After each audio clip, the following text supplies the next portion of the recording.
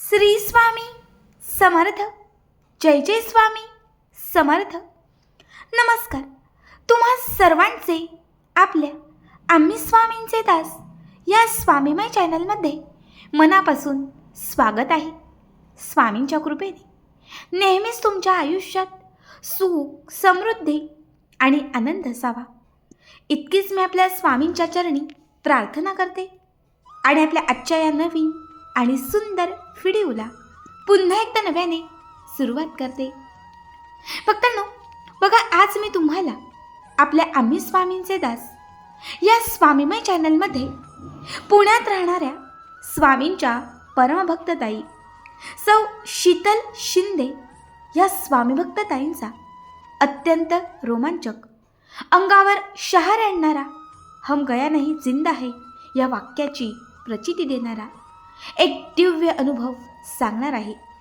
बघा, जेव्हा जेव्हा भक्तांवरती अत्यंत वाईट वेळ येते तेव्हा तेव्हा श्री स्वामी समर्थ महाराजांची शक्ती भक्तांच्या पाठीशी कशी ठाम उभी राहते हे प्रत्येक स्वामी भक्ताला या ताईंच्या अनुभवातून आज पाहायला मिळेल.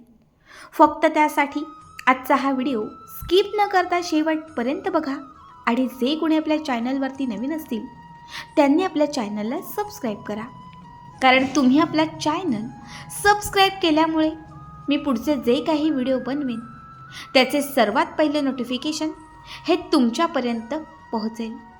तर चला सुरुवात करूयात आपण आपल्या आजच्या या नवीन आणि सुंदर अनुभवास. पुढील हा संपूर्ण अनुभव या ताईंच्याच शब्दात. ताई म्हणतात, सर्वप्रथम माझ्या सगळ्या स्वामी भक्तांना माझे त्रिवार वंदन. उगाची भीतोसी भय हे पळू दे, जवळी उभी स्वामी शक्ती कळू दे. जगी जन्म मृत्यू असे खेळ ज्यांचा, नको घाबरू तू असे बाळ त्यांचा. याच वाक्याची प्रचिती माझ्या आयुष्यात स्वामींनी मला दिली. संपलेलं माझं आयुष्य, शून्य असणारं माझं अस्तित्व स्वामींनी मात्र आज बदलवून टाकलं. एक वेळ अशी होती की जेव्हा मी शून्य होती, पण या शून्यातून स्वामींनी मात्र माझं अस्तित्व उभं केलं. तुमच्या इतकी किंवा तुमच्या इतकी मोठी मी कुणीच नाही. जशी जमेल तशी स्वामींची सेवा करते.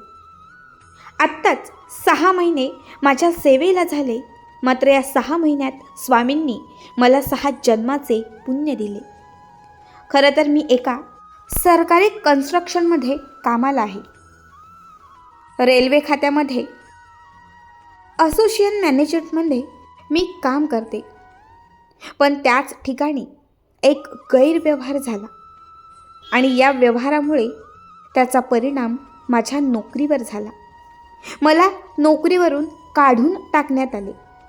खरं तर जो काही गैरव्यवहार झाला होता त्याच्यासोबत माझा काहीच संबंध नव्हता, पण ते दाखवताना असं दाखवलं की हे सगळं माझ्यामुळे घडलंय आणि तत्परतेने मला मात्र निलंबित केले. त्यावेळी मी 6 महिन्याची गरोदर होते. त्या गोष्टीचं मी इतकं डिप्रेशन घेतलं की त्यामुळे माझ्या बाळाला त्रास झाला. डॉक्टरांनी माझ्या घरच्यांना अलर्ट केलं. त्यानंतर डॉक्टरांनी मला टोटली बेड रेस्ट सांगितली. माझ्या मनात अनेक विचार असायचे. लोक मला चुकीच्या नजरेने बघायचे. ज्या फ्लॅटमध्ये मी राहायचे त्या बिल्डिंगमध्ये सुद्धा लोक माझ्या पाठी हसायचे. शिवाय कामही गेलं, गरोदर आहे, आता काय करावे समजत नव्हते. माझे पती एका कंपनीमध्ये कर्मचारी होते. जवळपास 25,000 रुपये पगार होता, पण त्या पगारात रूमचं भाडं, सासू सासरे आणि माझ्या हॉस्पिटलचा खर्च सगळं काही होतं. खरं तर गव्हर्मेंट जॉब लागावा अशी प्रत्येकाची इच्छा असते आणि माझी ती इच्छा मी माझ्या मेहनतीने पूर्ण केली होती. माझी स्वप्न मी स्वतःच्या कष्टाने पूर्ण केली होती, पण आज तीच स्वप्न माझी संपत होती. मला कुठलाच मार्ग दिसत नव्हता. काय करावे काहीच कळत नव्हते. अशातच मोबाईल बघत असताना माझ्यासमोर स्वामींचा तारक मंत्र आला. न कळत हा तारक मंत्र मी पहिल्यांदा ऐकला आणि का कुणास ठाऊक, पण मला त्यातून एक वेगळं बळ मिळालं. त्या तारक मंत्रातून एक शक्ती माझ्या अंगात संचारू लागली आणि मग तिथून मी दिवसभर तारक मंत्र ऐकू लागली. असं करता करता मी तारक मंत्र म्हणू लागली. आता हा तारक मंत्र ऐकते आणि म्हणते, पण तो नक्की कुणाचा आहे, का आहे, मला काहीही माहिती नव्हते. मग एके दिवशी त्या तारक मंत्राच्या खाली स्वामींचे काही फोटो आले, स्वामींची काही गाणी होती. मग त्यावरून हा मंत्र स्वामींचा आहे हे कळू लागले. मग स्वामी सेवा कशी असते, स्वामी सेवा नक्की काय असते, हे सगळं मला जाणून घ्यायचं होतं. म्हणून मी आमच्याच भागात असणाऱ्या एका स्वामी मठात गेले. गुरुवारचाच दिवस होता. गुरुवारी स्वामींच्या मठात गेले, स्वामींचे दर्शन झाले. खरं तर त्यानंतर साक्षात रूपी स्वामी माझ्यासोबत आहेत मला असे वाटू लागले. मग माझ्या मनात असणारे विचार कुठेतरी कमी होऊ लागले. मनावर असणारं दडपण कुठेतरी कमी झालं. त्यावेळेस मला 7वा महिना सुरू होता आणि मग या 7व्या महिन्यामध्ये मी संकल्प केला की आता आपले 9 महिने पूर्ण होईपर्यंत खूप सेवा करायची, फक्त स्वामींची सेवा करायची. काय मिळो किंवा न मिळो, पण मनाला समाधान वाटते ना, मग आपण हे करूयात. मग स्वामींची मूर्ती मी घरात आणली. स्वामींच्या मूर्तीवर मी दररोज न चुकता अभिषेक घालायचे. आता अभिषेकासाठी पंचामृत असतंच असं काही नाही. कधी कधी मी फक्त दूध आणि पाण्याने अभिषेक घालायचे, पण खूप मनापासून करायचे. मग स्वामींची मूर्ती देवघरात ठेवून त्या मूर्तीला छान चंदन, अष्टगंध लावायचे, धूप दीप ओवाळायचे. आणि स्वामींच्या समोर खरं तर मला जमिनीवर बसता शक्य नव्हतं, म्हणून मी खुर्ची घेऊन बसायचे आणि तिथे बसून मी स्वामी सारामृत वाचायचे. सकाळी उठल्यानंतर सगळ्यात पहिले घरातली कामं आवरून मी स्वामींना अभिषेक घालून सारामृत वाचायचे. दुपारच्या वेळी मी 21 वेळा तारक मंत्र म्हणायचे आणि संध्याकाळच्या वेळी मी गुरुचरित्रातील काही अध्याय वाचायचे. जवळपास मी 3 महिने ही सेवा करत होते. सतत 3 महिने माझ्या मनात, माझ्या डोक्यात, माझ्या विचारात फक्त आणि फक्त स्वामी होते. 3 महिने पूर्ण झाले आणि एक नोटीस आली. माझ्या पतीनेच ती नोटीस घेतली आणि त्या नोटीसमध्ये स्पष्ट दिलं होतं, माझ्यावर लादलेले सर्व आरोप जे आहेत हे अस्पष्ट आहेत. त्यामुळे माझं निलंबन जे होतं हे थांबवलं होतं आणि मला ऑफिस जॉईन करायला सांगितलं होतं. शिवाय त्या काही महिन्यांमध्ये मी जेव्हा घरी होते त्याची जी काही रक्कम होती, जो काही पगार होता, तो सुद्धा मला देण्यात येणार होता. खरं तर आम्ही कुठलीही नोटीस टाकली नव्हती, आम्ही कुठल्याही प्रकारची प्रक्रियाही केली नव्हती. मग हे कसं घडलं आम्हाला कळेना. हा खूप मोठा चमत्कार होता. मग दुसऱ्याच दिवशी मी माझ्या कामाच्या ठिकाणी गेले, पण त्यावेळेस मला 9वा महिना सुरू होता आणि मग मी सक्तीची रजा टाकली. मग आमच्या सगळ्या भागात, सगळ्याच ठिकाणी सगळ्यांनाच कळालं की माझी काहीही चुकी नव्हती आणि मला त्या कामावर पुन्हा परत घेतलं आहे.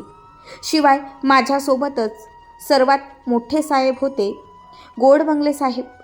खरं तर जे काही गैरव्यवहार झाले होते ते त्यांच्यामुळे झाले होते हे सुद्धा काही दिवसात सिद्ध झाले आणि मग त्यामुळे त्या सरांना कामावरून कायमचे काढून टाकण्यात आले. मग त्यामुळे माझी प्रतिमा आमच्या भागामध्ये, कामाच्या ठिकाणी, सगळ्या ठिकाणी ही शाप झाली. स्वामींना त्या 3 महिन्यात एकच सांगायचे, स्वामी ज्यांनी चुकी केली त्याला शिक्षा द्या, मी काही केलं नाही, मला यातून बाहेर काढा. शेवटी 3 महिन्यांनी मी केलेल्या सेवेचं फळ मिळालं. मी पुन्हा कामावर रुजू झाले. शिवाय बाकी राहिलेल्या महिन्यांचा पगारसुद्धा मला मिळाला. मग तो स्वामींचा मला पहिलाच अनुभव आला. त्यानंतर माझे पती, माझी सासूसुद्धा स्वामींचं करू लागले. मग आमच्या शेजारचे पाजारचे जे लोक आहेत ते सुद्धा स्वामींची भक्ती करू लागले आणि त्यातच 9व्या महिन्यामध्ये गुरुवारच्याच दिवशी मला मुलगा झाला. आता आम्ही त्याचे नाव स्वामीज्ञ असं ठेवले आहे, पण तो हुबेहूब अगदी स्वामींसारखा दिसतो. इतकंच नाही, स्वामींना ज्या गोष्टी आवडत नव्हत्या बऱ्यापैकी त्या गोष्टी त्यालासुद्धा आवडत नाहीत. आणि सगळ्यात महत्त्वाचं म्हणजे आता तो फक्त 4 महिन्यांचा आहे, पण जेव्हा जेव्हा तो रडतो तेव्हा तेव्हा मी त्याला तारक मंत्र ऐकवते आणि तो शांत होतो. फक्त 4 महिन्याचा आहे, पण जेव्हा जेव्हा मी त्याला घरामध्ये घेऊन फिरते तेव्हा तेव्हा एकटक तो स्वामींच्या मूर्तीकडे बघत असतो. म्हणजे इतक्या लहान वयात त्यालासुद्धा स्वामींचे वेड लागले. बरीच कामं अडली होती, स्वामी कृपेने पूर्ण झाली. सगळ्यात महत्त्वाचं स्वप्न होतं स्वतःचं घर घेण्याचं. खरं तर तीसुद्धा सर्वात मोठी इच्छा स्वामींनी अगदी मागच्याच महिन्यात माझी पूर्ण केली. गुरुवारच्याच दिवशी फ्लॅट घेतला, त्याचं रजिस्ट्रेशनसुद्धा गुरुवारी झालं. खरं तर जिथून मी स्वामी सेवेत आली तिथून माझी प्रत्येक गोष्ट गुरुवारी घडत गेली. खरंच स्वामी लीला अघात आहे, स्वामी शक्ती अफाट आहे. श्री स्वामी समर्थ. भक्तांनो, खरंच खूप सुंदर अनुभव, अगदी अंगावर शहार आणणारा हा अनुभव. तुम्हाला आजचा अनुभव कसा वाटला नक्कीच कमेंट करा. तुमचेही काही असे अनुभव असतील तर शेअर करा. श्री स्वामी समर्थ.